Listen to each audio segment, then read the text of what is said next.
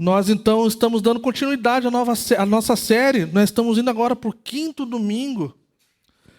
Uma série que nós estamos chamando de Anti-Trends, né? Quebrando o paradigma do discipulado através das Escrituras. A gente vem ouvindo, de tempo em tempo, o que significa o discipulado para cada grupo de pessoas, igreja e organização. As pessoas tendem a olhar para o discipulado de várias formas.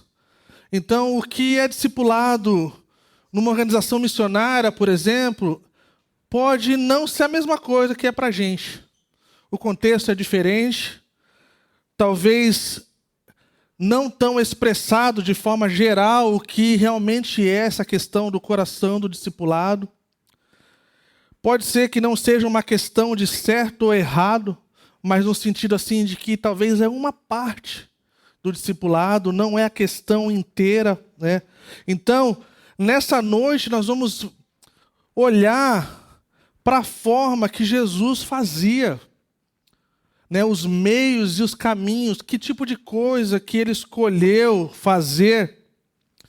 E eu gostaria de começar lendo uma das passagens talvez mais importantes acerca do discipulado do Novo Testamento.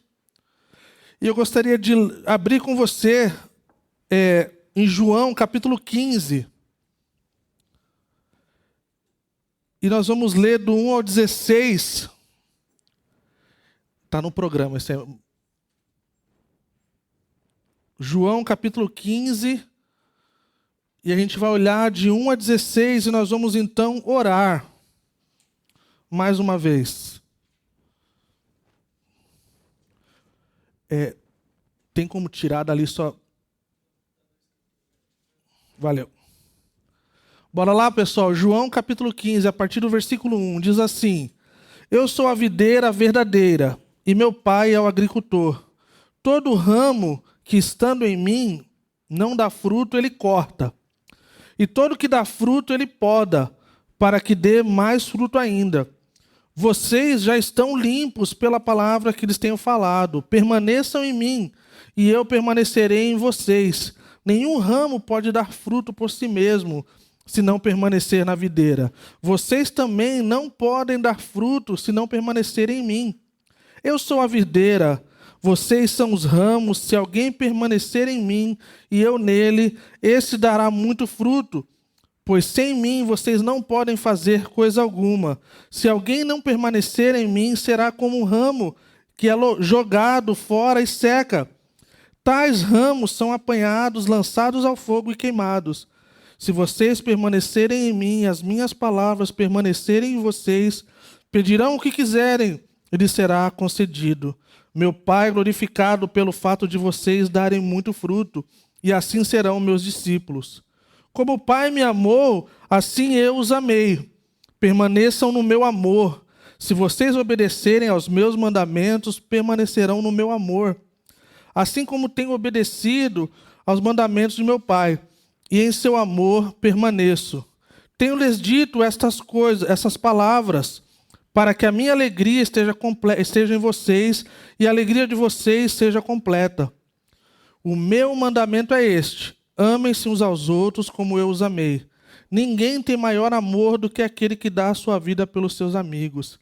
Vocês serão meus amigos se fizerem o que eu lhes ordeno. Já não os chamo servo, porque o servo não sabe o que o seu senhor faz. Em vez disso, eu os tenho chamado amigos, porque tudo o que ouvi de meu Pai eu lhes tornei conhecido. Vocês não me escolheram, mas eu os escolhi para irem e darem fruto que permaneça, a fim de que o Pai lhes conceda o que pedirem em meu nome. Vamos orar?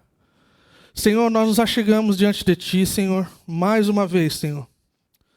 E nós reconhecemos, Senhor, a nossa necessidade de ouvirmos, Senhor, as Tuas palavras, Senhor. Nós sabemos quão difícil é poder tentar penetrar num texto que foi falado há mais de 2000 anos atrás, Senhor. Mas como a sua palavra ela é eficaz para os dias de hoje, Senhor. Ela é útil, Senhor, para o ensino, para a correção, para a repreensão, Senhor. Fala conosco, Senhor, nessa noite, Senhor. Em nome de Jesus. Amém. Agora a gente vai usar só os slides, tá, Mike? Não precisa, pode ficar de boa. Gente, ao nós olharmos para essa passagem, eu gostaria de dizer algumas coisas com parte introdutória. Eu falei que esse texto é um texto muito chave na questão discipulado do Novo Testamento, talvez um dos mais completos, que mostra o coração de Jesus, mostra a realidade do Pai, né? Mostra a realidade do que é esperado daqueles que se dizem cristãos, que estão em Jesus. Ele dá uma ideia muito clara da questão de que pode ser que a gente pareça conectado e permanecendo, mas não está dando fruto. Então alguma coisa está errada nessa conexão. Então não é que talvez a gente esteja totalmente desconectado, mas talvez seja conectado de alguma forma que precisa de uma ajudinha do agricultor para que a gente possa frutificar. Então, eu olho para esse texto e eu costumo dizer que se você quiser fazer uma avaliação da sua vida, de como você está acerca do discipulado de Jesus na sua vida, acerca de como a sua vida está, olhe para esse texto. Olhe para esse texto e olhe para cada parte e comece a se perguntar, fazer algumas perguntas e pontuar algumas coisas. E você vai poder analisar e avaliar a si mesmo dentro desse texto. Você quer ver um exemplo? A gente pode perguntar aqui se a gente está na posição que precisa ser cortado ou poldado. É um ponto de avaliação. É um ponto de aplicação. A gente não vai entrar muito nessa questão porque requer que a gente gaste bastante tempo nisso, mas eu só queria dar como um pano de fundo introdutório. A gente pode olhar e ver umas outras coisas na questão do permanecer. Se a nossa resposta for que a nossa vida talvez não está tão frutífera assim, talvez a outra pergunta é se realmente eu estou permanecendo no Senhor? Que tipo de permanecer, que tipo de essa coisa de estar ligado à videira, a minha vida está? Como a gente avalia isso? Quando a gente olha para as práticas do dia a dia, como está a nossa devoção diante do Senhor, como está o nosso tempo de oração diante do Senhor, como está a questão do jejum, que é uma coisa bem distante do cristianismo nos dias de hoje, mesmo que isso era parte da vida de todos os cristãos na época do primeiro século. Isso foi no efeito contrário, saindo da vida dos cristãos conforme o tempo passa, era o contrário. Os cristãos estavam acostumados a jejuar 2 vezes por semana, pelo menos. Né? A igreja primitiva é passando adiante ali a igreja, né, do primeiro século. E outras práticas, as práticas de Jesus, a vida de Jesus na gente.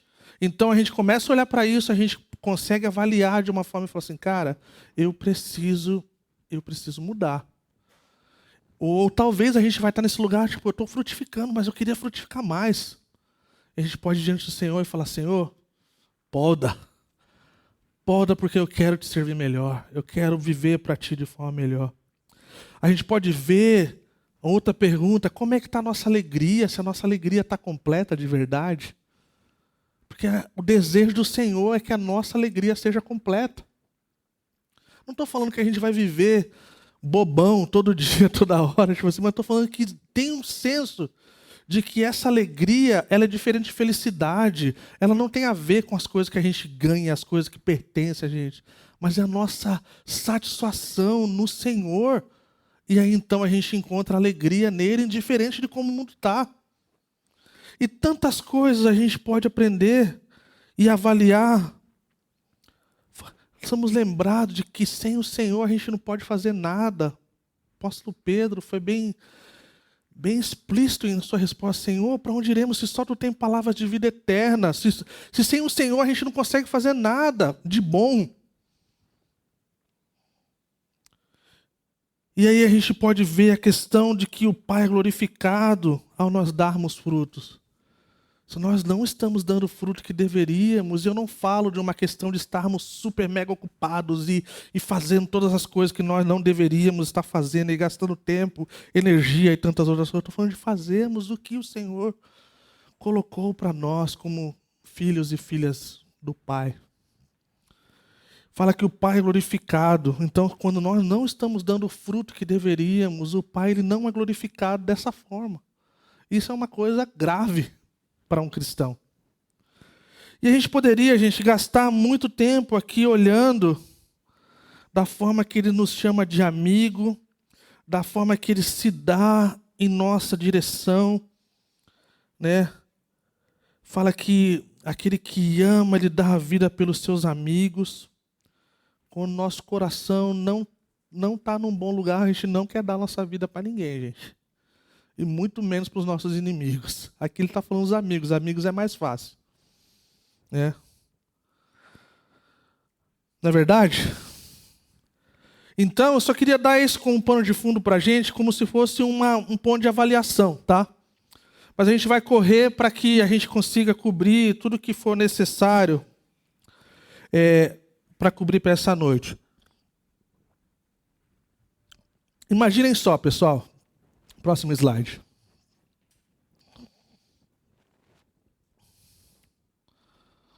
Imaginem só, você tem 30 anos para você montar uma equipe que vai mudar o mundo. Quem você escolheria para fazer parte da sua equipe? Que tipo de estratégia você usaria? 30 anos é um bom tempo, né? Mas não é um bom tempo para mudar o mundo dessa forma que foi mudado. Mas pense comigo.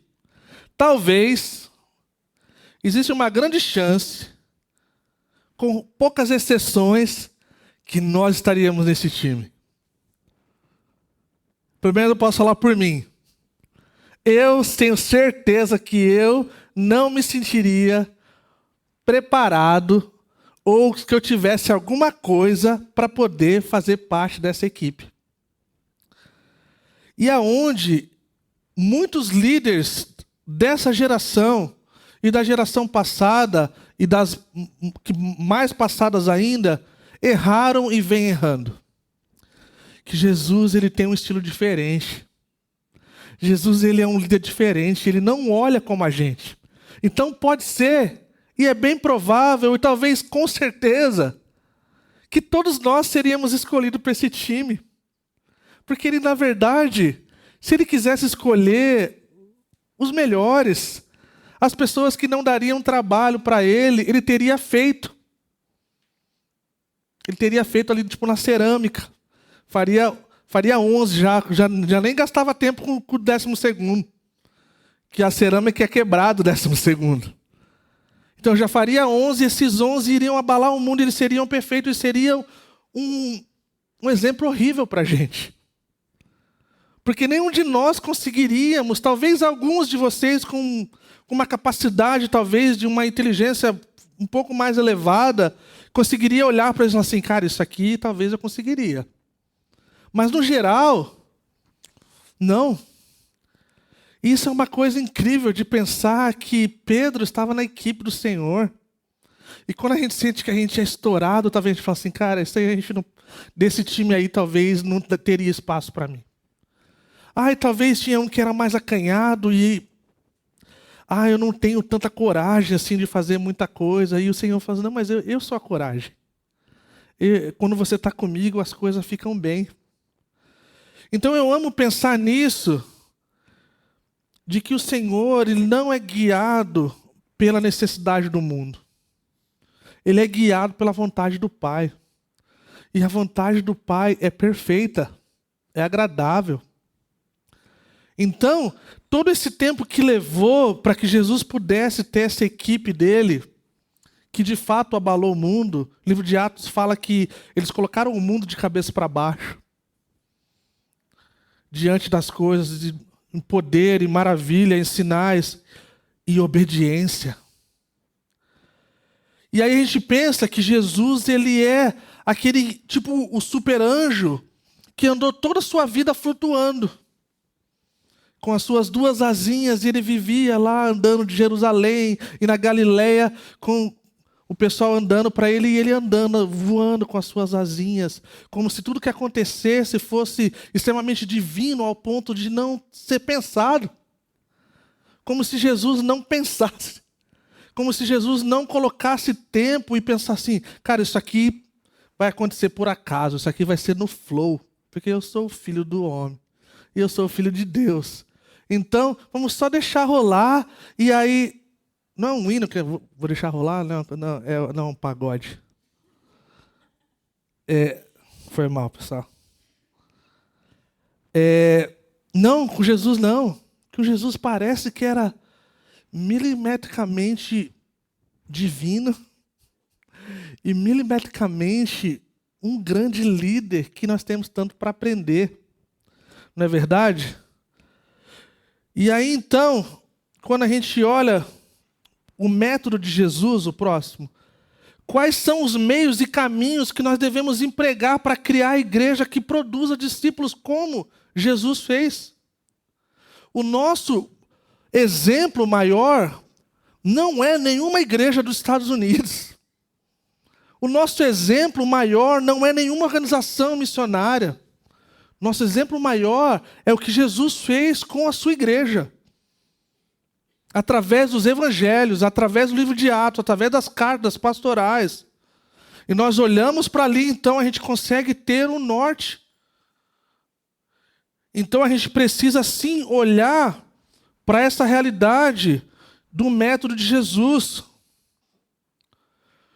O próximo. Olha que interessante, é uma coisa que eu venho falando e repetindo, que é um desafio para a gente. Reproduzir o ambiente de Jesus e dos seus discípulos é difícil na vida moderna, gente. É extremamente difícil.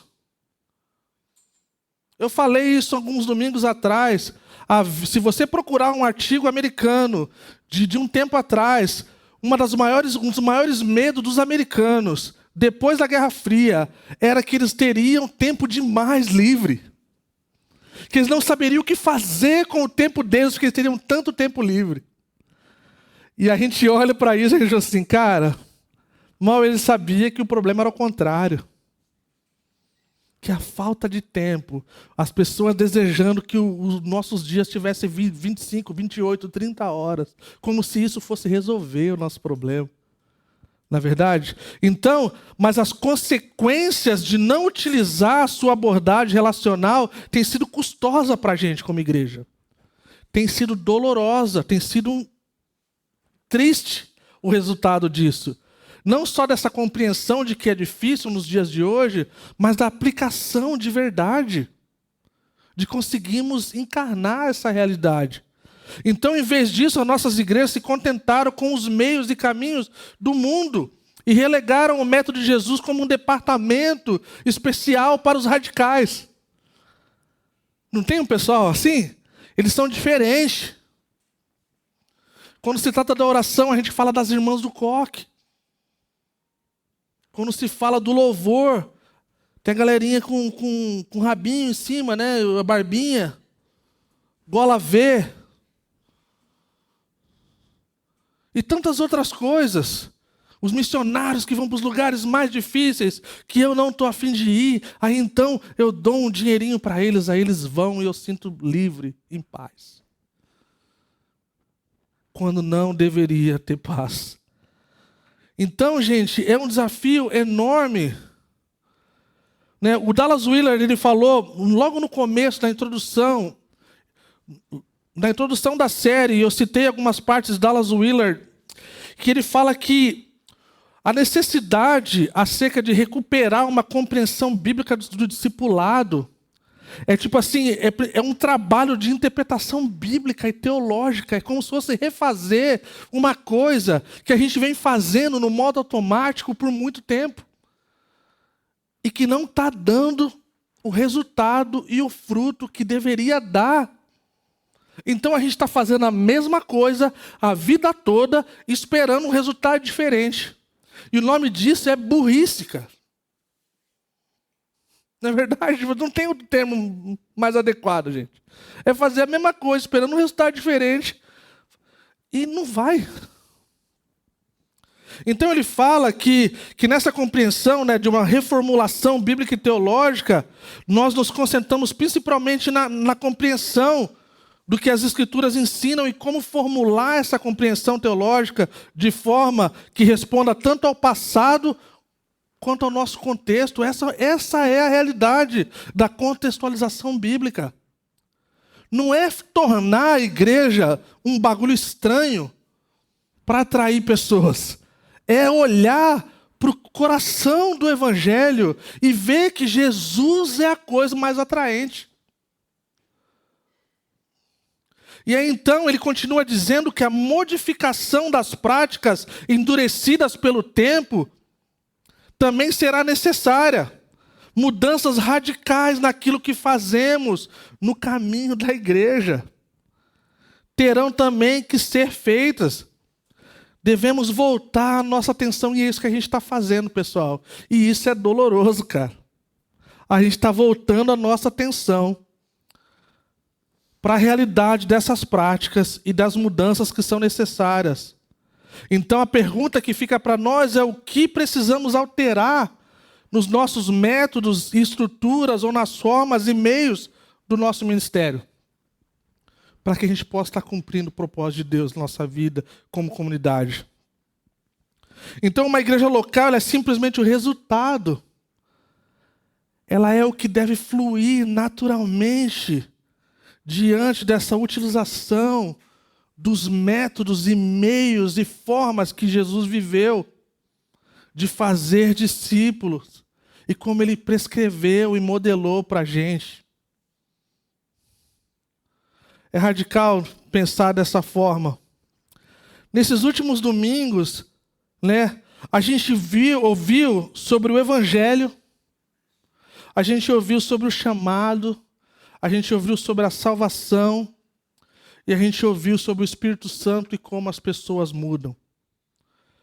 E eu espero que a gente tenha algo que mexa com a gente de forma radical, que nos transforme como igreja, que nos coloque num tempo onde nós vamos olhar para trás e falar assim, cara, aquela série foi de extrema importância para a minha vida e para a vida dessa igreja. Que de outra forma, nós vamos estar continuando fazendo a mesma coisa e mudança não estará acontecendo da forma que a gente entende biblicamente do que deveria ser. Uma coisa que é interessante acerca do método de Jesus e os meios que ele usou é que essas coisas jamais os discípulos, os apóstolos, aqueles primeiros seguidores, eles jamais aprenderiam no seminário ou numa escola da Bíblia. Eles aprenderam da forma mais impressionante de viver uma vida de proximidade, de viver uma vida onde havia alguém que tinha algo para ensinar para eles e tinha sua vida diferente dos religiosos da época, que sabia se relacionar, que sabia mostrar as suas prioridades, as suas paixões e os seus afetos. E quando se trata dos discípulos apóstolos, os seus medos também, a sua vulnerabilidade, as suas dificuldades de lidar com as suas relações pessoais, de lidar com a sua personalidade, seja do mais quietinho ao mais agitado. Então, gente, o próximo. A tentação de Jesus, a gente costuma olhar para a tentação de Jesus de uma forma interessante. Que como se fosse uma coisa, sabe Jesus e o diabo? Sabe aquela coisa da luta de Jesus? Jesus não luta com o diabo, gente. É sempre bom lembrar isso. O diabo luta com Jesus. Jesus nunca luta com o diabo. O que, na verdade, a tentação de Jesus nos mostra, e é de extrema importância porque isso tem a ver com a vida de Jesus no dia a dia, a gente vê aqui que a tentação de Jesus, ela é a tentação de Jesus ou ela é o relacionamento de fidelidade e confiança ao Pai. Jesus está lá sendo tentado num lugar de vulnerabilidade e o Pai está sendo honrado. Lembrando que um pouco antes disso, o próprio Pai já havia honrado o Filho. Ele falou assim, esse é o meu Filho, Ouçam-no. Ele está aprovado. Ele passou por todas as coisas e ele saiu fiel, vitorioso. E aí mostra essa realidade de que ele teve fome. Mostra essa realidade de que ele estava nesse lugar de tédio e talvez mostrar toda essa realidade do mundo e de toda essa situação seria uma coisa radical e empolgante. Essa questão do governo das nações, você não precisa ir para a cruz. E é por isso que Jesus repreende Pedro e fala: para trás de mim, Satanás. É como se não houvesse governo do Senhor sem cruz. Jesus jamais aceitaria isso de forma alguma. Então, os caminhos de Jesus, eles são únicos, eles são diferentes. Olha o que o Eugene Peterson fala, ele fala assim que Jesus é a alternativa aos caminhos dominantes do mundo. Não é um suplemento a eles. Nós não podemos usar meios impessoais para fazer ou dizer uma coisa pessoal. E o evangelho é pessoal, gente. Não dá. Não dá.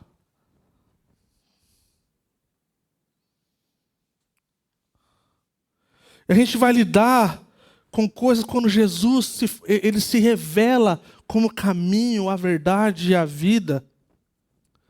Nos dias de hoje, essas verdades absolutas, que não existe outro caminho, não existe outra verdade e não existe outra vida. Talvez o Eugene Peterson ele fala que era uma das metáforas mais radicais do tempo dele, que ele fala por todo esse tempo de pastoreio na igreja americana, ele fala que a metáfora de Jesus como caminho é uma metáfora mais evitada do que qualquer outra coisa.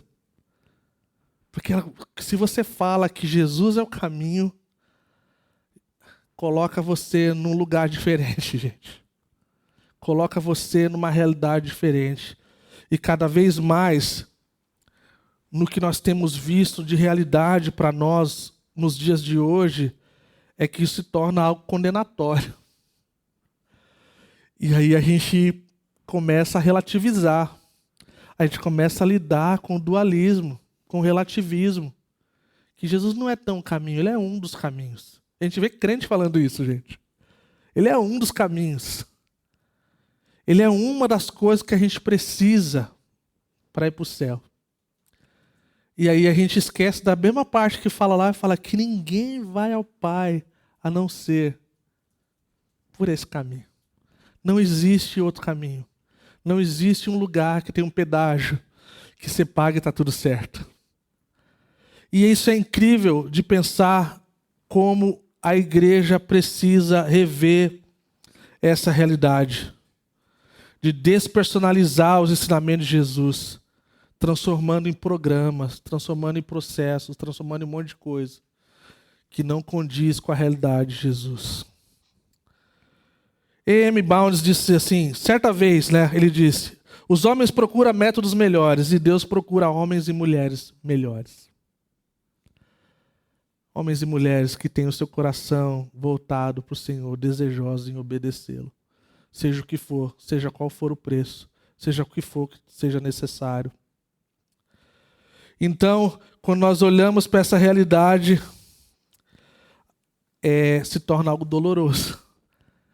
Porque se a gente fosse fazer uma pesquisa da realidade, da avaliação acerca da prática e do estilo de Jesus na vida da igreja cristã no mundo, o resultado seria doloroso. Extremamente doloroso. Algum tempo atrás teve uma pesquisa que dividiu a igreja americana e se estende para a igreja mundial acerca da multiplicação. Então ele dividiu em 5 níveis, tipo assim, de forma bem simples e rápida. É como se a primeira parte, existe uma boa parte das igrejas que estão em declínio. Então, a pandemia mostrou isso, muitas igrejas fecharam, muitas igrejas estão fechando, muitas igrejas vão fechar. Então, estão em declínio, estão indo por... Outras igrejas estão em platô, estão estagnadas. Muitas igrejas hoje estão estagnadas. Os sistemas estão nos lugares, os processos estão nos lugares, mas estão estagnados. isso mostra que isso não é o suficiente. E aí tem os 3, 4 lugares que igrejas que estão crescendo por adicionar, né, pessoas vindo de outras igrejas. E aí o quarto são igrejas que estão multiplicando, tendo salvações, conversões e plantando novas igrejas, que é o quinto. Não foi achada nenhuma igreja no quinto nível de estar vivendo essa questão de multiplicação, de conversões e de plantações de novas igrejas que reproduzem novas igrejas. E isso nos mostra algo extremamente radical, que algo precisa acontecer para que a igreja do Senhor possa dar fruto. Parece que o Senhor precisa, de fato, poldar bastante o seu povo e a sua igreja. Então, gente, vamos lá. Como Jesus se relaciona com seus seguidores? Próximo. O objetivo dos evangelhos é contar a história de Jesus. Alguns calculam aí que ele passou cerca de 80% a 90% do seu tempo, de seu ministério, com seus 12 seguidores escolhidos. Né? Se o Lucas Aguiar estivesse aqui, ia ser bem mais fácil para a gente essa situação. Então eu confio no Bill Ho, tá? Ele disse 90%, eu vou tirar limpo com o Aguiar, através dos evangelhos lá. O que dá para entender é que Jesus gastou bastante tempo com esse povinho. 3 anos e meio aí de forma muito intensa, de forma muito radical. Eu costumo brincar, quando eu era missionário de Jocum, que passar 2 meses, passar 1 mês, 2 meses com pessoas em outros lugares, lugar de vulnerabilidade, é ok, muito ok. Agora, quando passa de 3 meses para lá, é outro negócio, gente. Então, por exemplo, a escola que eu liderei por um tempo, né, a escola de treinamento discipulado, ela tinha 1 mês e meio de prático, 2 meses no máximo. Aí o que acontecia? Tinha aquelas pessoas super chatas, mais chata assim mesmo, chata mesmo, sim. E aí você fala assim, cara, só tem hora que o negócio estrala. 2 primeiras semanas tudo é lindo, tudo é belo. 3ª para 4ª semana a coisa começa a apertar. Normalmente a gente enviava alguém para dar uma animada na galera. Na 5ª semana você já estava tipo assim, eu estou pronto para matar alguém. Aí você pensa assim, cara, só tem mais 1, 2, 3 semanas no máximo. Então quer saber? Cara, deixa rolar. Aí eu falei assim, gente, devido à minha experiência transcultural, eu queria aumentar para 3 meses pelo menos. Porque na hora do 2º mês, quando a gente quiser, tipo assim, agora só falta 2 semanas, vai falar, agora falta 6. Aí, mano, aí requer uma inteligência emocional diferente. Uma forma de querer assassinar de forma diferente, uma forma, tipo assim... E aí, então, você pensa de que Jesus escolheu um time diferente. Ele andou com essa galera por 3 anos e meio, cara, direto, de noite, toda hora. Seja no secreto, com poucas pessoas ou com muitas pessoas. Né? E ainda assim, eles são um grande exemplo para a gente. Não é verdade? Não é coisa incrível? Então, próximo, sequencial, né? A liderança de Jesus, ela é sequencial, é segmentada, ele planeja a coisa. Ele não joga Pedro numa situação assim, tipo assim, vamos ver como é que Pedro vai reagir diante disso aqui. Ele sabe que Pedro vai pegar a espada, a faca, sei lá o que. Deve ser uma espada, né? O cara tinha um orelhão. Mas ele sabia disso. E aí ele vai lá, então, ele resolve a coisa. Fala assim, ô rapazinho, tô falando pra você, cara, todo esse tempo aqui que você andou comigo, eu tô mostrando o que é não violência. E isso aqui não condiz com... Vai lá, cola lá o Lego. E aí, a gente vê, então, quando nós descobrimos esse desenvolvimento sequencial de relação de Jesus com os seus seguidores, emerge numa estrutura clara. E o nome disso é discipulado, gente. Isso é discipulado. É a forma de discipular as pessoas ao longo das diferentes fases do crescimento e da nossa vida conforme nós vamos desenvolvendo. Que bom que a maioria de nós não somos iguais a 20 anos atrás. Não é verdade? Nós precisamos melhorar. E aos que são casados, muito mais. Por amor, por misericórdia e por bondade do nosso cônjuge, dos nossos filhos. E, consequentemente, então, a gente honra o Senhor. O estilo de Jesus, ele é diferente, por quê? Porque ele se recusava a fazer coisas boas de forma errada. Ele não abria mão do que era certo, ele não abria mão do que ele entendia e ouvia do Pai. Diante da tentação que a gente viu, né, que a gente fala tentação, mas essa questão do relacionamento dele, de confiança com o Pai, a gente viu que o diabo está tentando fazer Jesus despersonalizar a obra de Deus. A gente está vendo uma coisa que está tentando fazer assim, ó, só vai lá e faz, está tudo certo. Só dá um... E resolve a coisa. Jesus, não, eu tenho um plano para salvar o mundo, eu tenho um plano para mudar o mundo. E o meu mundo, e esse meu plano, ele requer uma realidade de quando o meu povo for passar por um tempo difícil, eles vão poder olhar para mim e falar assim, ó, o meu Senhor estava na tempestade. O meu Senhor, ele apanhou, o meu Senhor foi cuspido, foi xingado. Então, quando eu for cuspido e for xingado, eu vou falar assim, poxa, é porque nós não temos um sacerdote que é daquele que é distante, que não sabe do que a gente está passando. Ele sabe. E isso faz toda a diferença para nós. E o Senhor, ele constantemente nos mostrando essa realidade. Ele não se apoiou nos milagres para conquistar seguidores. Ele não usou da oportunidade, da fama e da multidão para se promover. Várias vezes ele falou para as pessoas não falarem. Porque ele não precisava de ajuda nem do diabo e nem das multidões. O seu nome, Malaquias fala que o seu nome seria grande em todas as nações da terra. Incenso como louvor e adoração a Deus iria ser entoado em todos os cantos da terra. Ele sabia disso, antes mesmo de Malaquias escrever. Então ele não precisava de ajuda. E isso deve mexer com a gente. Essa é a liderança contra-intuitiva do Senhor. Porque isso nos mostra algo interessante, gente. Às vezes a gente pensa que se fulano famosão se convertesse, algo mudaria na nossa nação. Quantos já pensou assim? Quantas pessoas já pensaram assim? Se fulano se convertesse, cara, aí o Brasil ia ficar bom.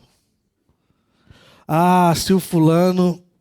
E a gente pensa que essa questão da influência é uma coisa que tem o poder de mudar o Brasil e as nações. E eu quero mais uma vez chamar a nossa atenção. Trabalhando no campo missionário, já por mais de 2 décadas, viajando pelo mundo afora, conhecendo o melhor e o pior do ser humano e das nações. Eu quero falar uma coisa para vocês, gente.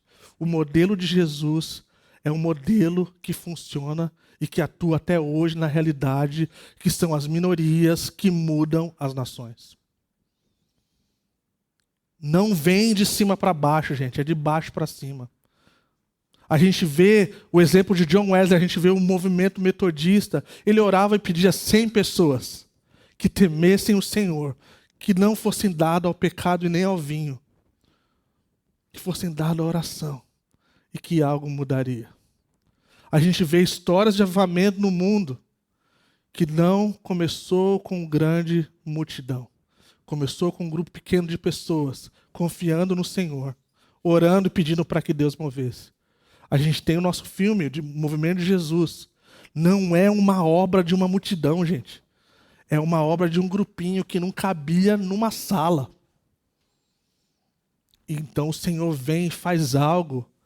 E eles tiveram que fazer tendas no quintal da igreja para poder ser capaz de ter tanta gente poder vir ao culto. Então, Jesus ele é diferente nesse sentido. Ele não é apegado ao seu nome, à sua fama.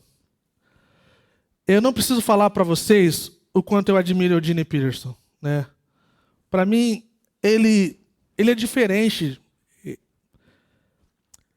A fama, às vezes, pode ser usada para a glória de Deus, mas muitas vezes tende a não ajudar. Essa é a realidade, gente. O Eugene Peterson, por toda a sua vida, ele fugiu da fama. Ele fugiu da multidão. Ele poderia ser um pastor de uma mega igreja em Montana, onde ele viveu uma boa parte da vida dele e faleceu. Ele escolheu ser pastor de uma igreja onde ele pudesse saber o nome de cada pessoa, pudesse chamar pelo nome. E ele não é só incrível porque ele escreveu muitos livros que são referência para a gente no dia de hoje, além de ter escrito a mensagem, é claro, né, traduzida a mensagem. Para o pessoal que é hater aí, sendo problema seu, a mensagem é um dos textos mais legais que você pode achar mais próximo do original, numa linguagem tipo eu falando. E foi um velho que traduziu. Se você assistiu um vídeo dele, gente, assistam, se você não assistiu ainda. A entrevista dele com o Bono, na casa dele lá. Gente, um lugar fantástico, uma casa incrível. Incrível.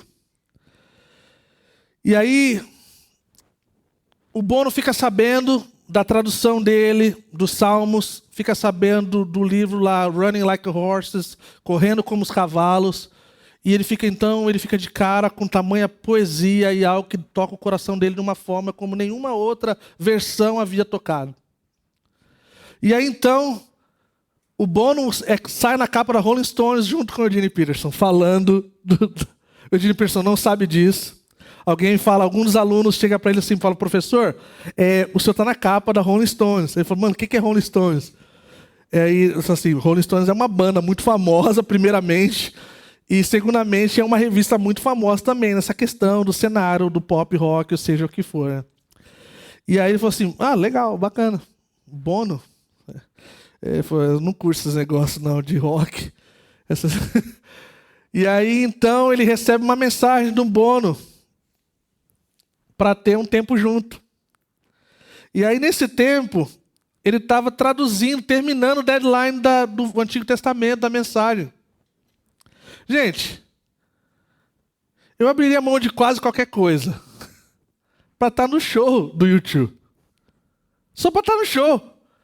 Não precisava ser num lugar VIP, não precisava ser nada. É só estar lá no meio da galera, suando, cantando It's a Beautiful Day. Para mim já estava beleza. E aí então o Bono escreve para ele e fala assim, cara, a gente podia se encontrar no dia tal, na hora tal? Ele falou, não vai dar, cara. Não vai dar, não vai ser dessa vez. Vai ficar para uma próxima. E aí ele fala, tá bom, vamos marcar um outro esquema aí, uma outra hora então. Tipo assim. Acho que não deve estar acostumado a receber um tipo de não dessa forma, né? De um velhote, tipo assim, final de carreira, né? E aí então ele é entrevistado numa universidade muito famosa nos Estados Unidos. Aí o cara fala assim, cara, conta pra gente, que negócio é esse negócio que você disse não pro Bono? Aí o Eugene Peterson dá aquela risadinha dele, tipo assim, a voz bem rouca, ele, Bono? Estava traduzindo Isaías. Isaías é mais importante para mim, cara. E essa realidade me mostra a questão, tipo assim, cara, a fama, ela tende a parecer que é muito boa, mas ela não é, muitas vezes. E aí, então, depois eles se encontram, eles têm um tempo muito precioso lá em Fathead, Montana, na casa deles, tomam café junto, eles cantam junto. É uma coisa linda. Se você não viu, procure. Eugene Peterson e Bono. E você vai ser muito abençoado. Indo para a fase final, pessoal. A gente vai ver de forma bem corrida, que existem quase fases do discipulado no ministério de Jesus. O Bill Hall, ele classifica isso de 4 formas. Poderia ser menos, poderia ser mais, mas eu acho que isso talvez ninguém conseguiu fazer de forma melhor. Essa questão da pesquisa, de entender como esses tempos funcionam. E eu acho que isso vai nos ajudar a olharmos para nos identificarmos, para identificarmos as pessoas e saber como igreja, em que direção nós estamos indo com o caminho do discípulo, que é uma das coisas que nós estamos já trabalhando há um tempo. E se Deus quiser, e Ele quer, só depende mais da gente nesse sentido, a gente vai acertar essas coisas, vamos ter no papel bonitinho, de forma visual, para que a igreja possa ter. Mas olha lá, os 4 convites chaves, né? A gente vê no discipulado de Jesus, ele chama as pessoas, venham e veja, venha e siga-me, venha e esteja comigo e permaneça em mim. Então, quando a gente olha para cada um desses, como eu falei, a gente vai passar de forma bem rápido, a gente vai ver que no primeiro, venha e veja, né? A gente vê esse texto aí de João, a gente vê quem são os participantes, a gente vê mais ou menos aí ele tentou colocar de forma que dá para sentir o tempo de como essa coisa anda e funciona. E isso é interessante, porque essa primeira fase do ministério, né, de fazer discípulos que Jesus praticava, né, eles puderam, nesse tempo, gente, reunir, né, informações, investigar. Os discípulos assumiram um compromisso preliminar e aprenderam sobre a pessoa de Jesus, sobre a natureza dele, sobre a sua missão. Aí, no final desse tempo, Jesus então lança um desafio para eles. Dá aos seus discípulos a oportunidade de pensar sobre o que ele está pedindo para eles. O lance é o seguinte, cara, esse negócio de seguir tem um preço alto. E eu queria que vocês pensassem nessa realidade, para que vocês possam ter ideia do que vocês estão, aonde vocês estão amarrando o burro de vocês, né?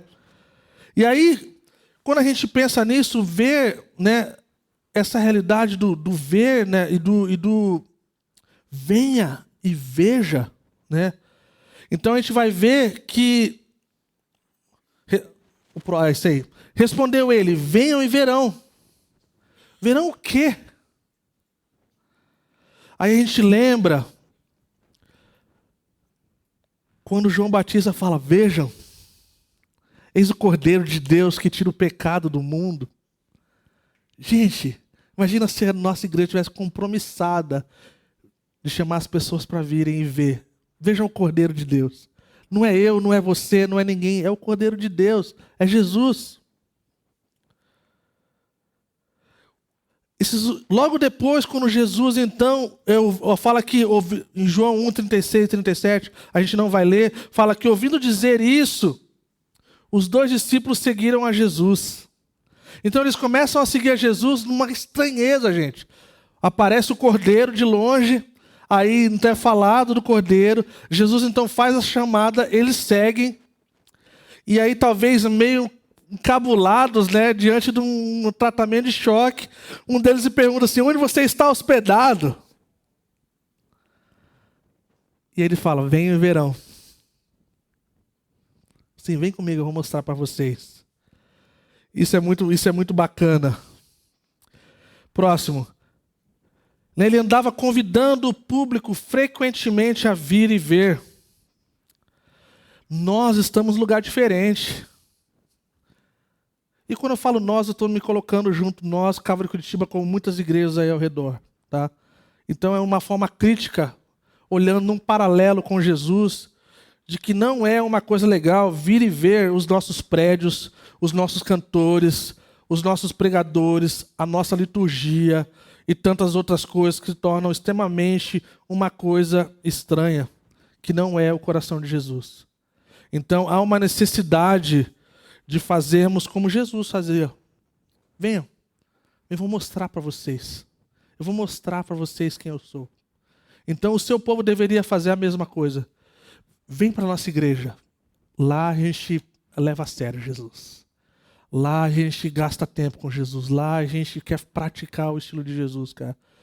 E assim as coisas vão avançando e a gente vai entendendo. Então, as pessoas sabem quando estamos tentando vender-lhes algo, gente. É uma coisa horrível, como igreja, de tentar mostrar que a nossa igreja é legal, que a nossa igreja é massa, que a nossa igreja tem isso, tem aquilo. Um amigo meu, eu já contei essa história uma vez, ele chegou na minha casa uma vez, ele falou assim: mano, um amigo meu, cara, estava nas drogas, na bebida, convidei ele para a igreja. E aí o cara tinha uma vida muito louca e tal. E aí eu levei ele para a igreja e algo começou a mudar na vida dele, cara. E aí ele foi convidado para uma festa de um amigo nosso, quem você sabe quem é, fulano. E, cara, ele foi para aquela festa, e naquela festa ele decidiu que ele não queria seguir Jesus. Porque aquela vida ele já tinha. Vida de droga, de sexo, de bebida, ele já tinha. E ali era um grupo que era de cristãos. Ele falou assim, cara, eu parei. Isso aí eu não quero, não. Eu vim para a igreja porque eu imaginei que lá tinha algo diferente do que eu já estou acostumado. E a gente está vendo constantemente algo desse tipo, gente, de tentar mostrar uma igreja que ela é atrativa, ela é bacana, ela é tão legal que você nem precisa lidar com nada. É só viver a sua vida conforme você bem quer e está tudo certo.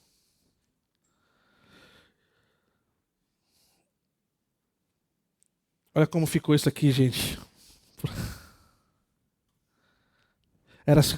A gente estava se perguntando se Dietrich Bonhoeffer fosse pastor nos dias de hoje e que tipo de coisa teria na igreja dele. Seria mais ou menos assim: venha morrer conosco às 8, às 9h30 e às 11. Garanto para você que o público seria bem pequeno. Mas a gente perdeu isso, gente. A gente precisa morrer.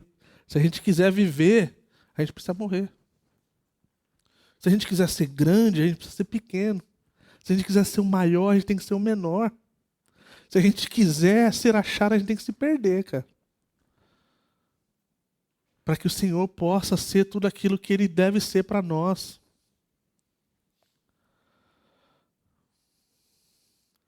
Então, terminando aqui nos últimos minutos, tá? Segurem comigo, gente. Ser claro sobre o custo, sobre morrer para viver, é mais autêntico do que falar sobre viver sua vida melhor, vida agora, gente. É muito melhor, gente, quando a gente sabe assim, cara, eu estou indo para o lugar, eu estou indo para morrer.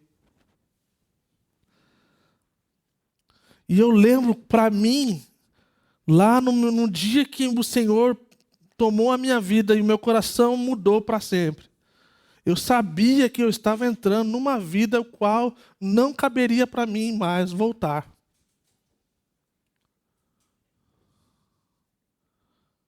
E isso é autenticidade, gente.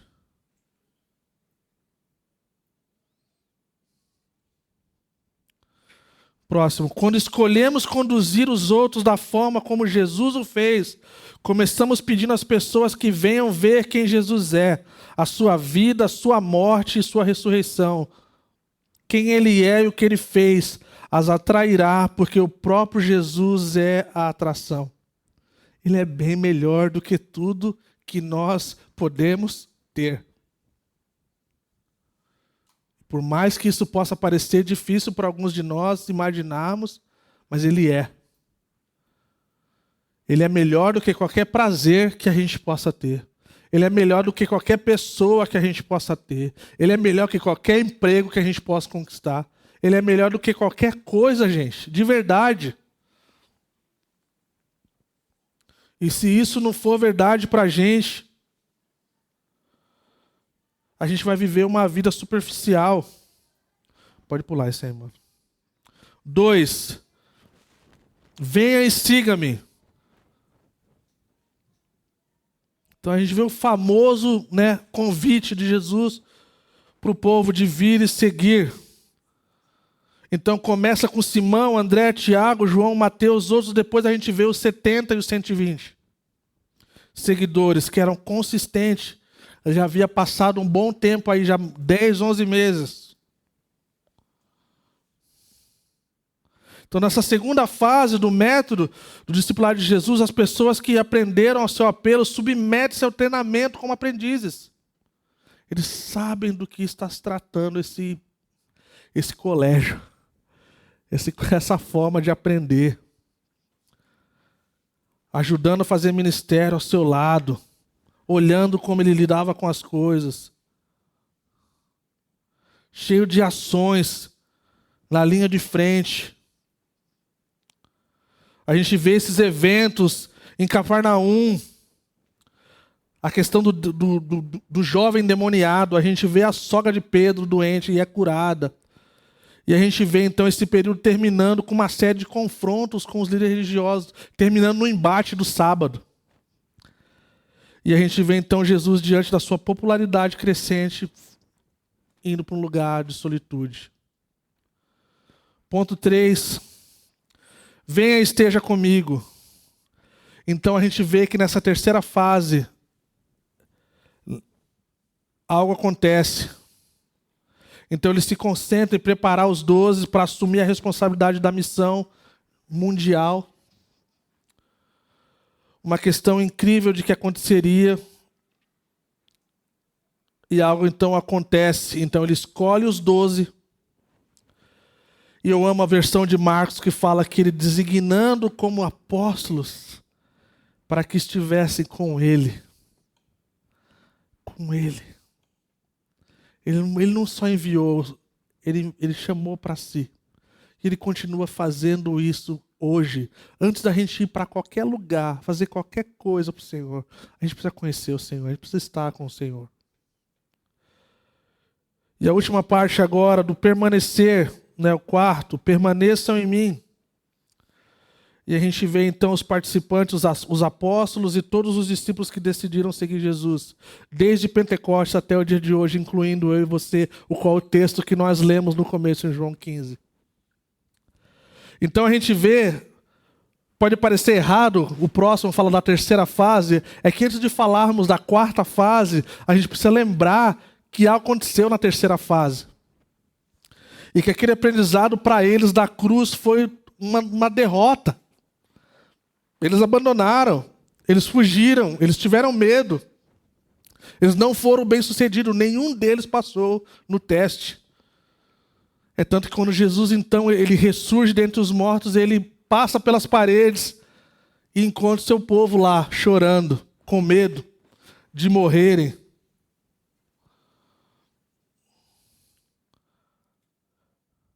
Eu amo essa parte que fala, no nível humano, o seu trabalho tinha sido um fracasso colossal.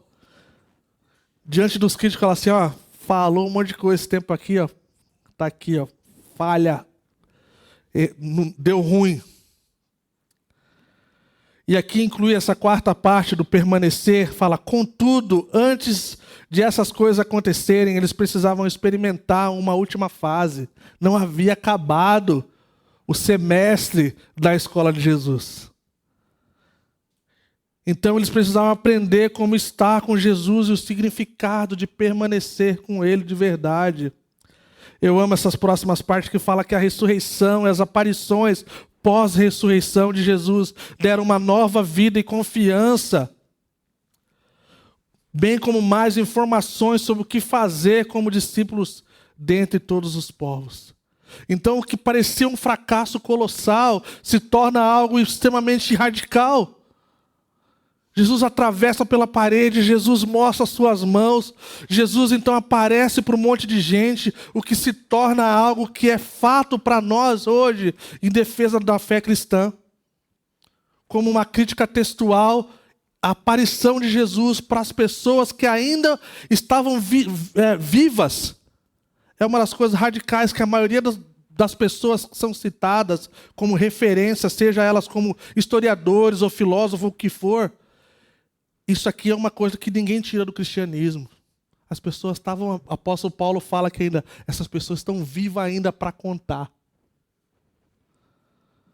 Então, quando Jesus prometeu que estaria com eles até o fim dos tempos, eles agora acreditavam, gente. Agora está valendo. E aí então nasce a igreja. Jesus sobe aos céus, mas os discípulos permanecem como Ele ordenou. Eles estavam orando, esperando a promessa do Pai. O Espírito vem sobre eles, a igreja então nasce. E eu gostaria de ler essa citação desse cara com um nome interessante, Elton Trueblood. E aí a gente vai ficar de pé para se esticar. E aí a gente vai responder ao Senhor. Uma das passagens verdadeiramente chocantes do Evangelho é aquela em que Jesus indica que não há absolutamente nenhum substituto para uma sociedade minúscula, amorosa, solidária e reconciliadora. Se falhar, ele dá a entender tudo fracassa. Não há outra forma. Ele disse à pequena irmandade que eles eram o sal da terra e que se esse sal falhasse, não haveria nenhum outro conservante adequado. Ele estava apostando tudo numa única jogada. Uma das formas mais poderosas de voltar a lealdade das pessoas para Cristo é amar os outros com o grande amor de Deus.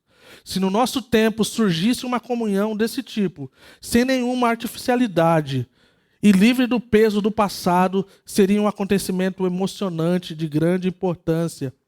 Uma sociedade de verdadeiros amigos amorosos, liberta da luta egoísta pelo prestígio pessoal e de toda a irrealidade, seria sem dúvida algo inestimável e poderoso. Uma pessoa sábia percorreria qualquer distância para se juntar a ela. Não é incrível, gente?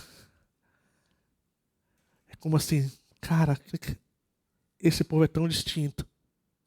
Esse povo é tão diferente de tudo que a gente está acostumado. Eu quero ser parte desse negócio.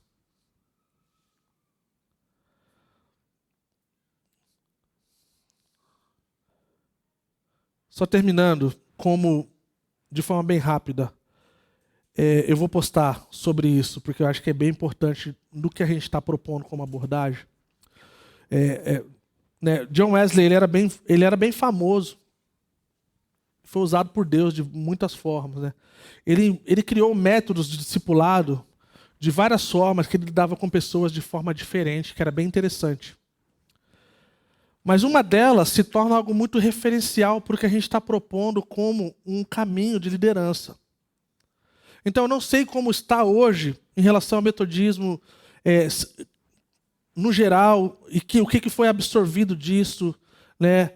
Mas teve uma época na vida, através do estilo da vida desse homem, que eles chamavam de escada de liderança. Hoje, para a gente usa Noxano, a gente chama de caminho, né, de liderança, ou leadership pipeline. Mas olha o que era importante para ele. Deveria ser alguém que teria sido capaz de pregar na rua. Falei, mano, você quer ser alguma coisa? Tem que pregar na rua. Os discípulos de Jesus pregaram. Tem que ser professor de escola dominical, que tem que ensinar, então vai, cara, dá teus pulos. Tinha que pregar. Tinha que ter um ponto de pregação para poder pregar. Tinha que ser um obreiro cristão, assim, cara, pronto para servir. Um pastor ou diácono. E aí se tornava um pastor. Então, essa é a escada. Você começava lá embaixo, você ia subindo. É interessante. E eu não estou falando isso que é assim que a gente vê, né? Mas eu acho que faz sentido para a gente pensar de que existe um caminho a prosseguir. Que a gente precisa ter clareza de como nós andamos e praticamos essa vida cristã. Vamos colocar de pé, vamos orar?